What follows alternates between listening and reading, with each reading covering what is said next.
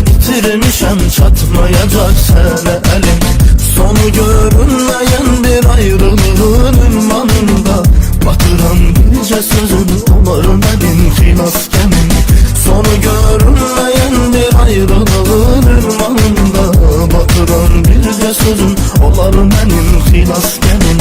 Tükenir son ümidim, gözlemeyin xeyri nedir?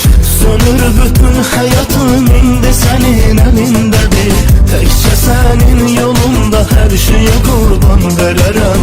Həsr olmuşam sənə mən, alnıma yazım belədir. Tükenir son ümidim, gözlemeyin xeyri nedir? Sönür bütün hayatım, indi senin elindedir.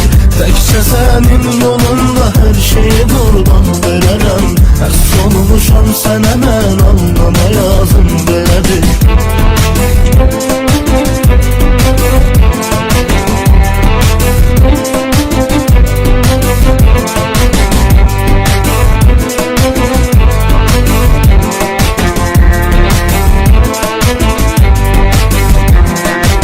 Səndən heç incimədim, mən sevince sərf elədim.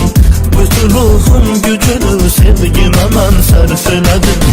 Uyandın yanım sanki bütün dərdi mənim.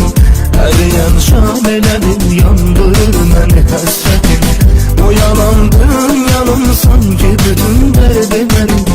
Əriyən şalədir, yandırır məni həsrətim. Tükenir son ümidim, gözlemeyin xeyri nedir? Sönür bütün hayatım, indi senin elindedir. Tekçe senin yolunda her şeye kurban vererem. Həsr olmuşam sənə mən, alnıma yazım belədir. Tükenir son ümidim, gözlemeyin xeyri nedir? Sönür bütün hayatım, indi senin elindedir. Tekçe senin yolunda her şeye kurban vererem. Həsr olmuşam sənə mən, alnıma yazım belədir.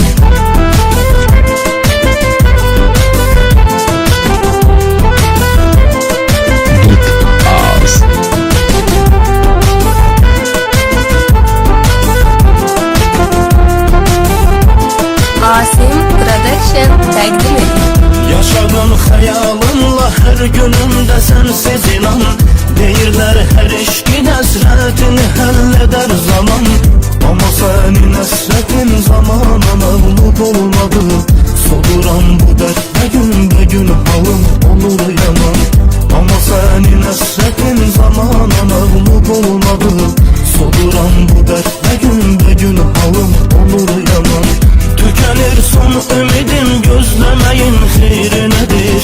Sönür bütün hayatım, indi senin elindedir.